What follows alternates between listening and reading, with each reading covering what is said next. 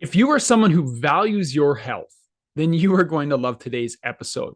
Because if you're like me, you want your health operating at maximum capacity, which means you need to understand the root of diseases and discomfort, of tiredness, of stress, and you want to be able to take control of these things.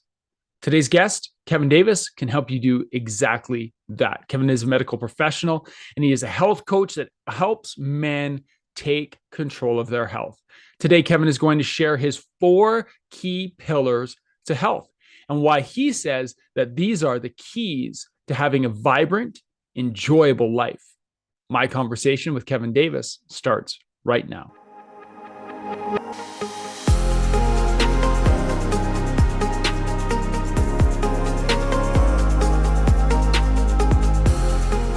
Hello, my friend. Welcome to another episode of the Dad's Making a Difference podcast.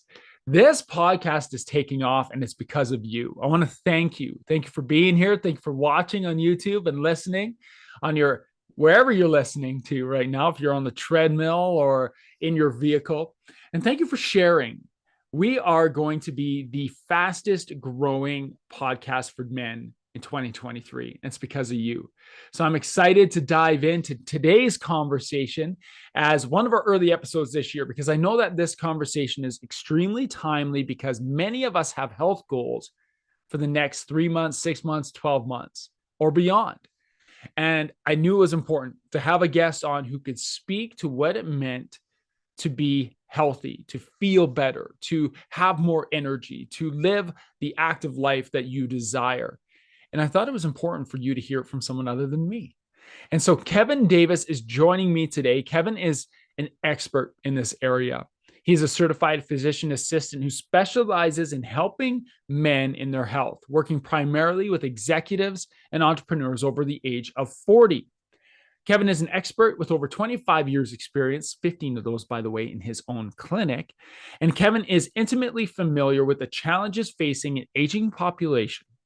His commitment to continuous education and his deep personal interest in genetics and natural medicine are a wellspring of proven methodologies that Kevin prescribes for disease prevention and anti-aging treatment and intervention. Kevin is also the author of the book Young and Strong at 40 and Beyond, and the book Just Tell Me What to Do When It Comes to a Ketogenic Diet.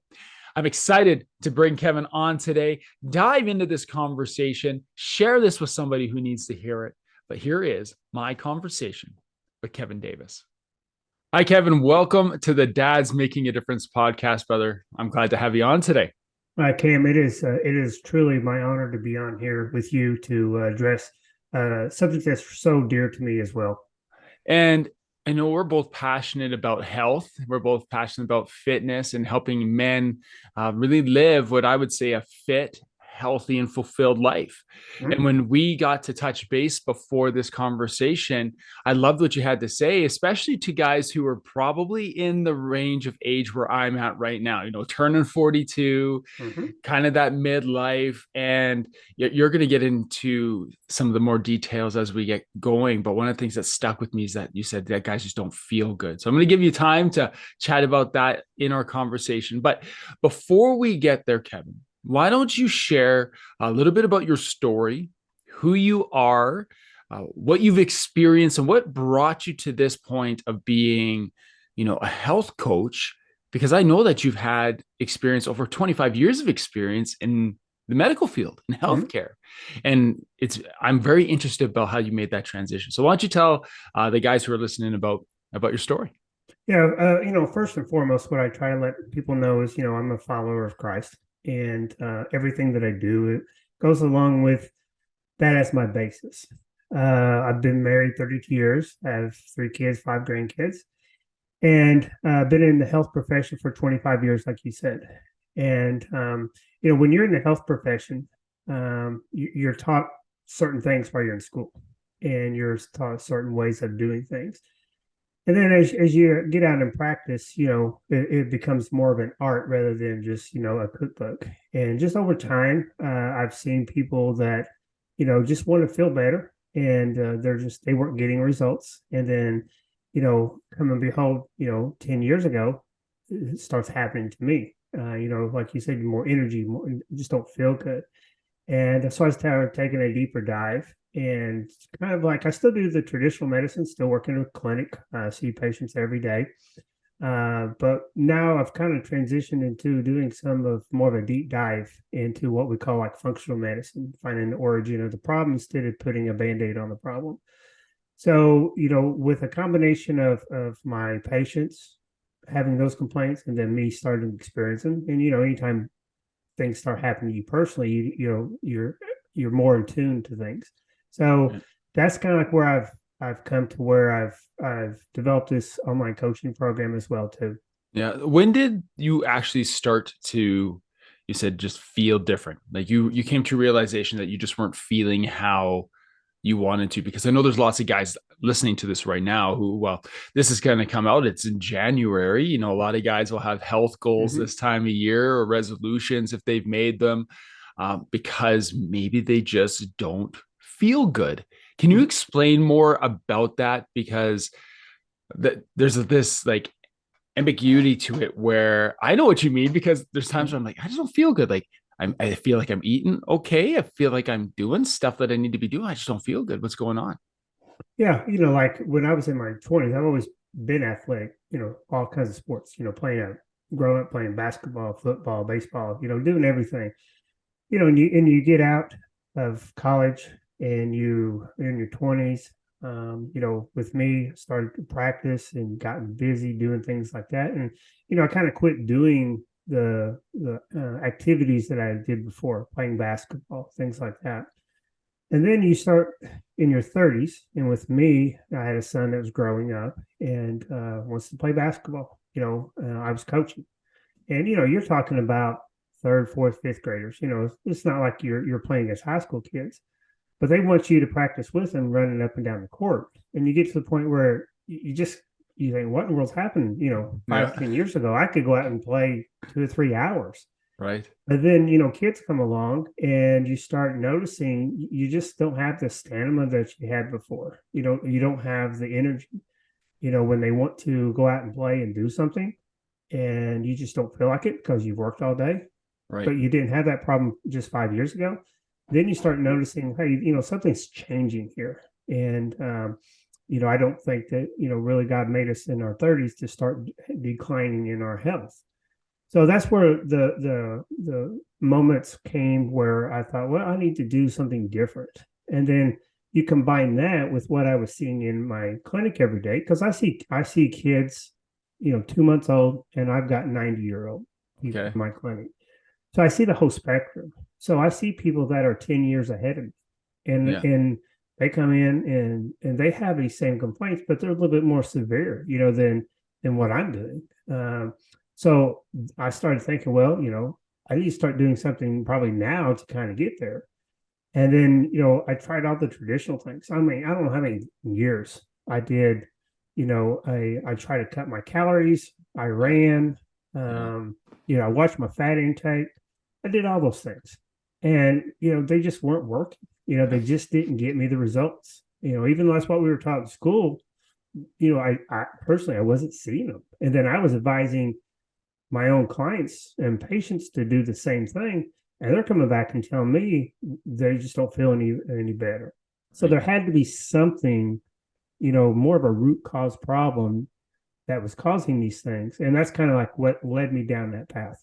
Yeah. And you mentioned you went down a path of a deep dive. What did that look like for you? For some guys, I know for me, a deep dive was kind of the trial and error of what works, what doesn't. And I wish I would have done the deep dive that you did, because I've Mm-hmm. heard what your deep dive looked like, because you're really research based. So what did your deep dive look like when you tried to figure out what was going on? Well, it kind of started with trying to prove my wife wrong. So anybody, if this is a dad's podcast, so Yeah, they know, don't go we all down that know. road. Don't go down that road. But the first thing is, before all this kind of started, my wife wanted to do a ketogenic diet. Okay. All right, I just told you I was doing low fat, watch my calories and doing all this stuff. And here she says, hey, I've come across this ketogenic diet, Mm. where you eat more fat. I thought, no, you can't do that. You're not going to be healthy. You worry about heart disease, you do all these type of things. So I started my research to kind of prove her, say, this is not what we want to do. Mm-hmm. I can't remember the years, probably 5 or 6 years ago. So 2 months, I took time to do some research to figure out, okay, what's going on here? You know what? I need to tell her this is why it's wrong. And then you're talking about research, the things that I do, I just don't haphazardly tell people things. I want to make sure that, I get it from different sources because what's the agenda behind some people? Some people publish articles because they're selling something or they're getting Mm-hmm. paid to do something. So, Right. I just don't go for one article and say, this is what I want to do. So it took me a couple months. And then it was actually our anniversary is on June 9th. So Okay. I came home and I said, we're getting ready to go out for our weekend, anniversary trip. I said, look, we need to do this ketogenic diet. And she goes, this weekend you need to do this? We need to do this? We're planning on going out just like everybody else. You have desserts, you have appetizers, you do all these things. And I said, yeah, we're starting. So that's the day we started. And Okay. that was my deep dive. And from that was just a springboard into so many other things. Like right Mm-hmm. now, I still do ketogenic some, but I don't do it all the time. And I don't Yeah. recommend that for each and every person because once I started taking a deeper dive, there's some people who don't need to do a ketogenic diet. Yeah. If you do some genetic testing and they have some genetic markers, they don't need to do a ketogenic diet. Mm-hmm. And that's why it's kind of like it just led me from turning over one stone versus and turning over another stone and just and looking at the whole picture of a person and trying to figure out what's best for that person. So Okay. that's kind of like where the springboard that got me where I'm at. And it's involved now into hormones, into different aspects as well too. Yeah, I love that. There's going to be guys listening to this, Kevin, who are like, oh no, Kevin's talking about a ketogenic diet. Cam Mm-hmm. doesn't like that, because Yeah. in Fight the Dad Bod, everything that I've worked with guys around is through blood sugar stabilization, Mm-hmm. like PFC every three. And my argument against the ketogenic diet wasn't that I didn't say it didn't work. I said it just didn't work for everyone. Right. And most of the men who come to me based on kind of where they're headed and what their goals were and what their lifestyle looked like, setting somebody up, say, yeah, you just need to dive into a ketogenic diet is setting them up for failure. Mm-hmm. But I love what you say is you do the deep dive. Like if you have genetic markers that say this about you, then this isn't a fit. Or Mm-hmm. if you have this, family history, medical history, then this isn't a fit. And it's actually based on research, based on science, and not some Instagram guru who says get shredded in 30 days doing keto.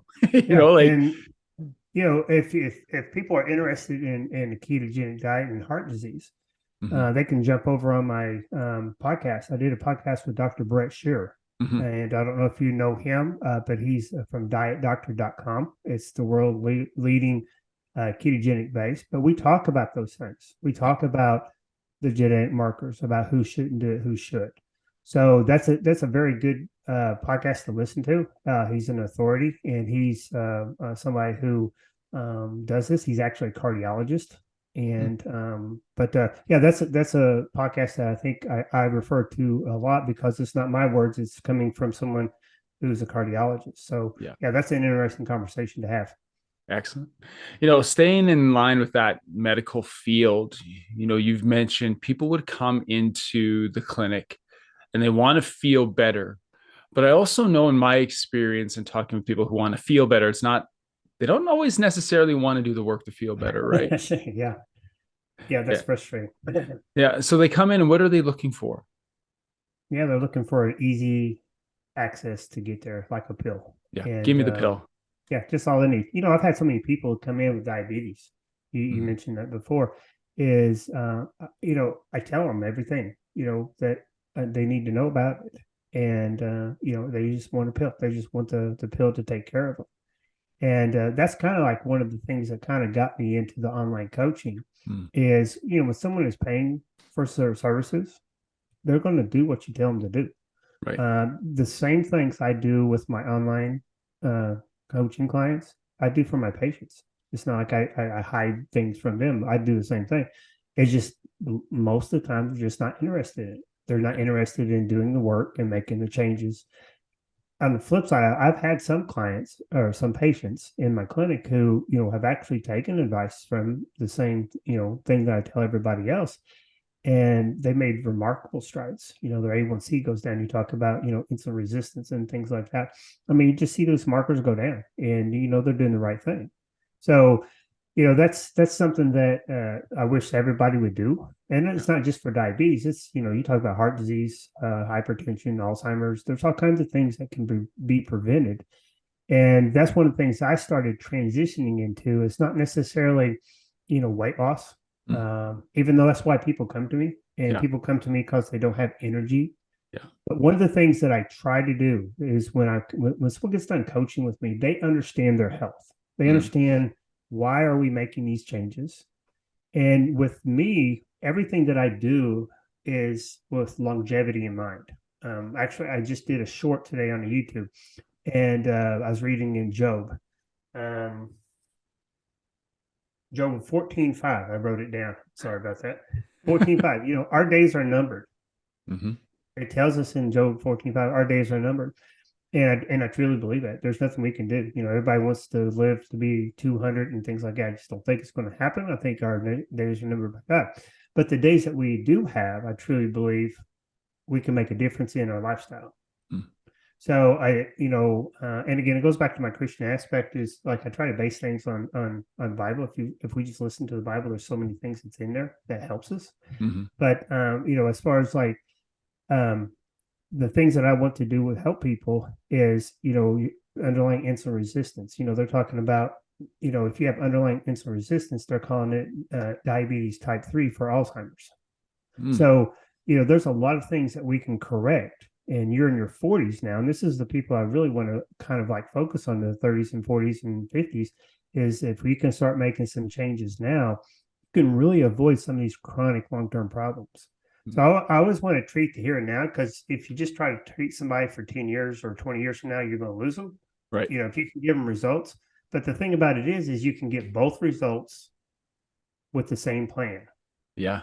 So once they get done coaching with me, they come to me for weight loss and lack of energy, but then they understand, okay, these are the things that's going to help me prevent from the things that like my dad or my uncle or grandpa had, when they're in 60s and 70s. Yeah. That's excellent. You mentioned that you tie it into some biblical principles, which I haven't seen that from a nutrition and health coach before.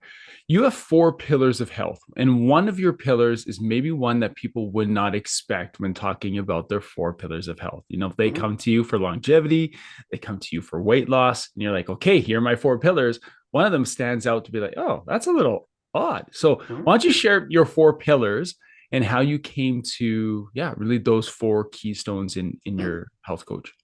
Yeah, there's a diet, exercise, sleep, and prayer. Yeah. And I think you have to have all 4. It's kind of like a chair. If you don't have 4 good legs, you may have 3 strong ones, but if you don't have that 4th one, it's not going to work. Right. And obviously, I think that the ones that are most obvious is your diet and exercise. Everybody talks about those. And again, it's not a ketogenic diet. It's what's diet's best for you. And even with the exercise program, I have so many people that want to just walk as far as exercise. But if you look at studies, if you're not building muscle mass as you get older, you're going to lose it and your health is going to decline. Your risk of dying is going to actually decline, even with your grip strength or doing hanging on a bar, not doing actual pull-up, but just hanging. So there's some things that it's better to go walk than sit on the couch, of course, but you can get more bang for your buck for other things. Sleep. It's amazing. Sleep is something that just people do not understand. And I'm probably more guilty of this one than any other ones, is you try to rob from sleep to make up for things, like get up early to work out, or get up early and do some, work that you need to do on the computer, or, whatever it may be. But the things that are happening when you're sleeping, the hormone repair, growth hormone, testosterone, there's so many things that's happening. And if you're not getting that sleep, then you're not going to get results. Now, how much sleep? How much sleep should somebody get? So I'm almost 42, a couple of weeks away, 42-year-old guy with 2 kids and a wife who wants me to do my things, and I have online businesses and a full-time job, all this. How much sleep should a guy get? I mean, there's numbers out there and we can Yeah. go over those. But the first question I'd ask you, Cam, is are you tired when you wake up? Yeah. I love Do you that have to question. have an alarm? Yeah. And And if you say yes, then you're not getting enough sleep. right. It's as easy as that. Now, if you want to get into studies and things like that, as far as that, you're talking about 7 to 8 hours is probably the time. But it's different for everybody. But if you're waking up with an alarm, if you're hitting it a couple of times, if you're waking up really tired and you're not, you don't feel rested, then you're not getting enough sleep. That's right. I struggled with this personally a little bit throughout this year. I had to shift my workouts from the evenings to the mornings, which meant, 5 a.m. I'm in the pool or in the gym or doing something. And there was a lot of mornings, Kevin. I have to admit, I was getting into that pool and that, 20 minutes after I got out of bed, I finally woke up, Mm-hmm. and then it was just like, you know what? Why am I staying up late at night if I'm getting up early in the morning? I just push that bedtime back earlier. So my kids go to bed. I spend some time with my wife. I do some devotional reading and I went to bed. And I'm going to bed at 8:30, 9 o'clock. And I'm thinking, oh man, I'm old, but I'm also getting up at 4:30. So, and it worked. And I was getting up with no alarm. Like Mm-hmm. 4:35, boom, my eyes are open. I'm like, okay, time to go. Yeah, I So do the same thing. yeah. I used to be someone who was the opposite. I'd be up to 11 or 12. And Yeah. then if I had to get up and be at work at 8:30 and I knew I could get up at 7:50, take a shower, because I only live a mile from my clinic, Yeah. I'd get up at 7:50. Now I'm up at 4:35 every day, just like yourself.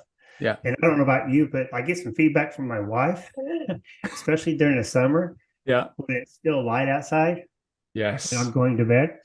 Yeah. I'm tired though. It's like, I don't have any problem going to sleep. I go to sleep. And Yeah. it's one of those things when you're talking about the four pillars as far as like, the interaction between all those. We can talk about the prayer, especially in just a second. But the four pillars, it's like this is how they're all connected. You can't just do, a couple of these and get by with it. They have to include all these things. That's right.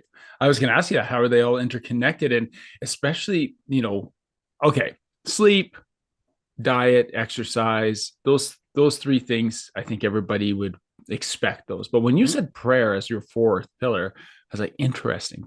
So tell me more about that. Tell us more about how that's involved in, as a pillar and how that's interconnected with the other three. Right. So when we talk about prayer, it's a combination of taking time to pray, and it's time even during the daytimes of doing just some deep breathing. That helps. But the easiest way to explain this is the way your body works. All right. Most of the people I coach, and I was seeing from just talking with you a little bit, is you're in this category, is you're on the go all the time. Mm. It's like you hit the gas pedal. Your gas pedal's going all the time. And I want you to think about driving a car. Okay. There's a time you push on the gas, and there's a time you put on the brake. Right? When you push on the gas, it's called your sympathetic nervous system. Let me back up a little bit. There's a broader system. It's called your autonomic nervous system. Yeah. On one side, you got your sympathetic, which is the gas pedal. And on the left side, you got your brake, which is a parasympathetic, which is the rest and relaxation. So the sympathetic is get up and go. The parasympathetic, the brake, is your rest and relaxation. Mm. So if you're driving a car, there's a time you push on the gas, there's a time you push on the brake. But how many times do you push on the gas and the brake, at the same time? No, and how much do you not push on either one of them? So that's the way you need to think about the prayer and the way God made us. We need to be in both of those. Mm-hmm. Pushing on gas on the go is not a bad thing. You have to push on the gas to go somewhere. And we have to do things in life to get to where we want to go. But there's also times for prayer. And if you think about when God tells us to, for our Sabbath, which is typically Sunday for me, there's a reason he did it. He did it himself. He rested on the seventh day. Now, if God's going to rest on the seventh day, then we have to think, okay, there's something with that as well, too. We have to be able to rest our bodies as well. We can't be on the go. So that's the easiest way is thinking about it. If you're pressing on that gas all the time, then you start talking about the physiological things that are happening is you're releasing cortisol. Mm-hmm. All right. What happens when you release cortisol? It's the same thing if you're not sleeping at nighttime. If you have sleep apnea things, you release cortisol, what's going to happen is your body's going to release glucose. Yeah. It just does. Yeah, so you're not anything special. It's going to happen to you, just like it's going to happen to me.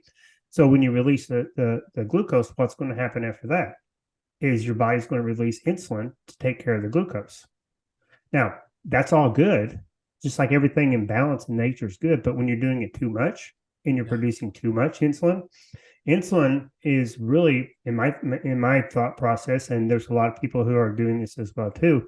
Insulin is like is the driver for a chronic disease like insulin resistance, which is a precursor to diabetes. Yeah. But it's not just that. I mentioned earlier Alzheimer's. Having diabetes is diabetes type 3. They think it's Alzheimer's, and it all has to do with the insulin and inflammation that's happening in your body. So if you're trying to get by and you're on the go all the time and you're not taking time to relax, you're fighting uphill battle. You're not going to be able to get the results that you want to get. You may get them temporarily, but if you're just in it to lose 20 pounds, but not to live longer, healthier, while God has you here on earth, what's the purpose of it? Right.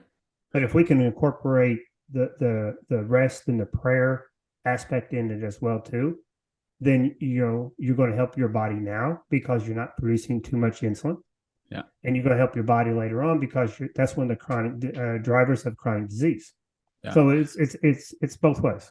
Can I ask you a question? There's guys who listen to this, and I've had feedback. I'm very open about my faith and how, prayer and that plays such a big part in how my personal health has transformed in the last year. A year ago, this time, I was, what are we? We're recording this. It's like beginning of January.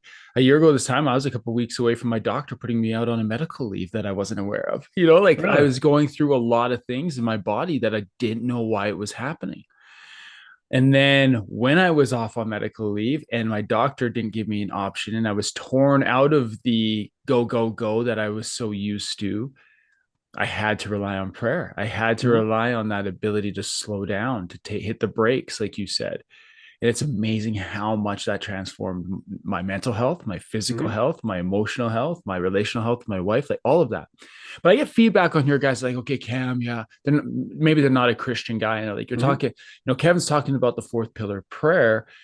I still think it's important for you guys. Like, I still think whether that's rest, that's meditation, that's like guys will talk about mindfulness, meditation. And while meditation to me is prayer, it may look like something for somebody else. Would you, for those guys who are like, I'm not really bought into the Christianity prayer thing right now, which I hope they do the more they listen to this, what would you say? Is it the same as like it's just calming, taking time? What does that look like? Yeah, I mean, you could do that. One thing that I do, and I do it so often now, it becomes automatic, especially when I was wearing masks. When we had to wear masks and people didn't know. Yeah. Like, if I feel my shoulders rising, like I feel like I'm getting tense. And, sometimes in a clinic, you're busy or you're at work or doing whatever you're doing, you start feeling it. And once you start recognizing it, if you just take a minute of breathing in through your nose for 4 seconds, holding it for 4 seconds, breathing out for 4 seconds, holding it for 4 seconds, and then repeat that for 1 to 2 minutes, you're going to feel there's a calmness about you. Yeah. I call that box breathing. I do that with my daughter when she gets worked up. Yeah. So, I mean, it works. And, again, there's so much evidence, I think, from a Christian standpoint as far as your body. But like, even like when you're eating, when you say prayer before you eat. Yeah.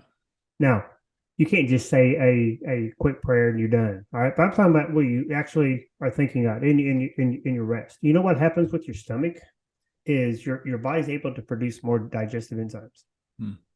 If you're in the rest and relaxation mode, your body can produce more digestive enzymes. It's going to allow your body to digest food. It's why they tell you not to swim after you eat. Is because if you're not being able to digest your food and your blood's going in other places for your muscles for swimming, there's a reason behind that. But like, if you truly are taking the time before you pray, you're going to digest your food better. So there's so many things that's out there that if you just listen, okay, why do we have to pray before we eat? Obviously that's not the reason we're doing it. Yeah.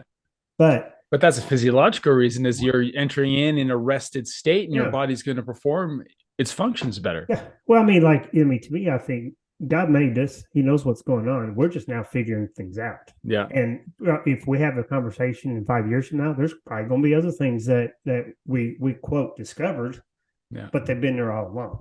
Yeah. Incredible. So cool. Kevin, you have a book. It's called Young and Strong at 40 and Beyond. Tell us about your book. It came out last year. It's been out since January 2022. Is that correct? Correct. Yeah. So who is that book for? The title kind of gives it away, but who is that book for? Who's it not for? And what are some of the big ideas that you cover in there? Well, what I wanted to do is like the conversation we just had now is kind of like just basically tell people these are the things that we need to do. It starts off with the 4 pillars of health. Mm-hmm. So if someone is looking to improve their health, if they're looking to get a start on some things that they can do now, that's where we start with the book is the 4 pillars of health as far as what the things we just discussed. And then the other thing that I wanted to go into is, I know a lot of people are busy and they don't want to read a whole book. And I understand that because I'm the same way with some books. I wanted to divide it up into chapters. Some people may be interested about insulin resistance and diabetes. Some people may be interested in sexual health. So I wanted to divide the chapters up into different sections so that they could just go to and read whatever they wanted to read. But it's all based on the 4 pillars of health. Again, and not everybody is going to be doing the same thing. And I coach mostly guys. I coach some women. I don't really market to women. Usually, the women that I usually coach are the wives of the guys. Yeah, that's usually how I get them. It's amazing that they start seeing transformation there, so they want to get in on the action as well. But it's for people who really want to make a change. It kind of gives you a basic. We don't go into great detail about different things, but kind of like a basic overlay of who I am and what I do. Because when people say health coach, they typically think, we just do like, okay, here's a diet, here's an exercise plan. Right. I'll talk to you next week. And we do those things as well too. But I give the option of my clients to go more in depth. Like I just had a client this past fall who had trouble losing weight and find out he's diabetic. He didn't have any symptoms of diabetes. Yeah. But in his doctor's, actually, he took his labs to his doctor and he said, well, I never would have done all these tests. That was his words from his doctor. But we just do these tests to kind of uncover things. So with the book, it kind of gives you an idea as far as like if you're having some of these symptoms, these are maybe some of the reasons, and you probably need to go in more in depth, either with me or with your doctor, whoever it may be. Yeah. Can you talk to, I know you haven't mentioned this on this interview, but I know you do genetic testing, right? Like that's a big part of it. Talk to the importance of that, because sometimes that seems like an extra almost.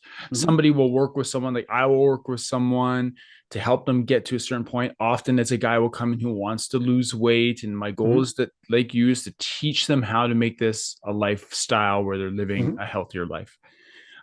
But part of it is taking that next step and saying, this is how your body is actually working. When did you start really relying on and diving into more of the genetic testing side of it? Well, unfortunately, that program is no longer available with the services I was using. Okay. But I took, not last year, year before, I took a year-long course in genetics. And I learned so much about genetics. I still have that information, still know about the genetics and which ones to look for and what it does. Right. But the actual report that I was able to provide for people, it's just not available anymore because they've kind of like narrowed down what we can and can't do in that area of medicine. Yeah. But there are some certain genetic testing that you can do on like 23andMe and things like that.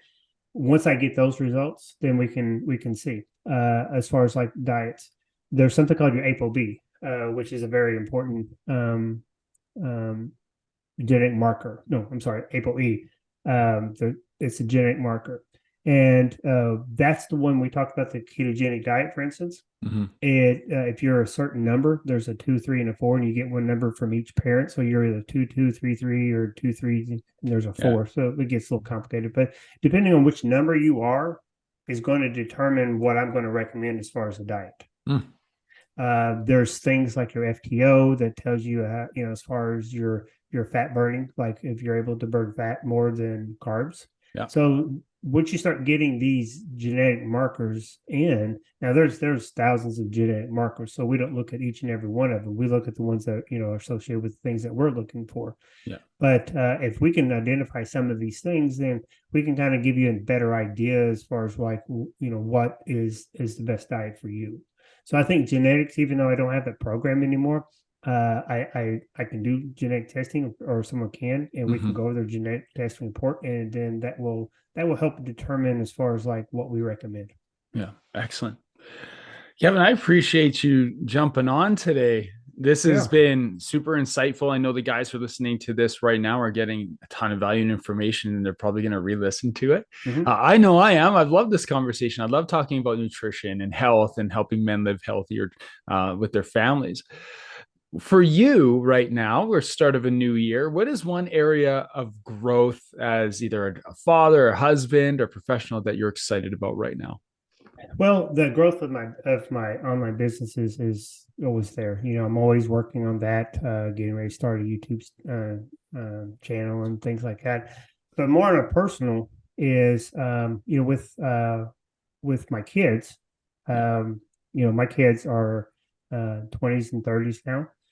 So my goal was always to have a clinic that I can just pass off to them. Mm-hmm. And then a couple of years ago, I was getting ready to buy a clinic, and then transition into so everybody can work with us. And then another company coming a week before I was supposed to sign the papers, and gave us a deal as far as like buying out our clinic and hiring my kids. So fast forward to now, I've been working for them about a year and a half. Nothing's really changed. Same office building, same patients. So I Yeah. do the same thing. I just don't have to worry about the headache of insurances and things like that. And the great thing about it is in the next 6 months, my daughter just passed her nurse practitioner exam. So in Excellent. February of 2023, she's going to be working with me. My son is in his last year of residency. He's a doc. He'll be start working with me in July. And then my son-in-law is getting ready to graduate from dental school in May, and the people that I'm working with is actually building him an office and going to employ him.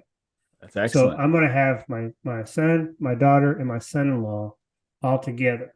And one of the things that I would, you know, like your kids are younger. Yeah.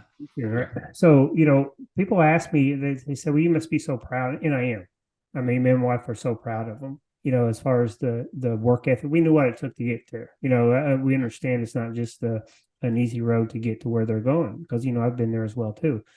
But the thing about it is they want to come back, and Yeah. they don't mind working with me. Yeah. And one of the things as your kids get older, and this is just some old man telling some advice to maybe you younger guys are getting ready to go through this, is we always had the goal of when they were young. I'm talking about 2 and 3, is raise them to leave. We want them to leave and be able to stand on their own 2 feet and Yeah. and do the things that they want to do, and not just depend on us. We still help them, and obviously if they need something, we're going to be there for them. But we want them to stand on their own 2 feet. So when they got out and they got married, they all got married in their early 20s and things like that. We didn't get in their lives. If there was something obvious I need to talk about, that they would. But there's so many things I just stood by, let them make their own mistakes, make them understand. And now the awesome thing, this is the most awesome thing, is when they come to you in their 20s and 30s and they start asking you for advice unsolicited. I'm Yeah. not going to them and telling them, they're coming to me asking for advice. And it's a different relationship. And now I've got grandkids, I've got 5. And that's the same thing. We want to be able to have that relationship with them, to where they want to come to us and those type of things. So I think it's important as parents, and I think it's important as dads, to be leaders of the family, to step back and just not and know when to step in and when not to step in, and let the kids grow. It's okay for kids to make mistakes. It's okay for them to screw up. We all did that growing up, Yeah. and you learn from those things.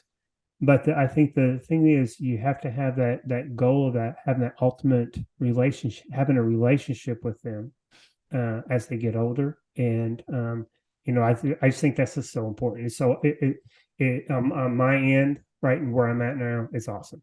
I love that. So that's my growth is now my grandkids is the same way. I want to be able to speak into their lives. I want them to, and I say speak into their lives. I'm going on a rant here. I'm sorry, but I want to be able to speak in their lives and then listen to us.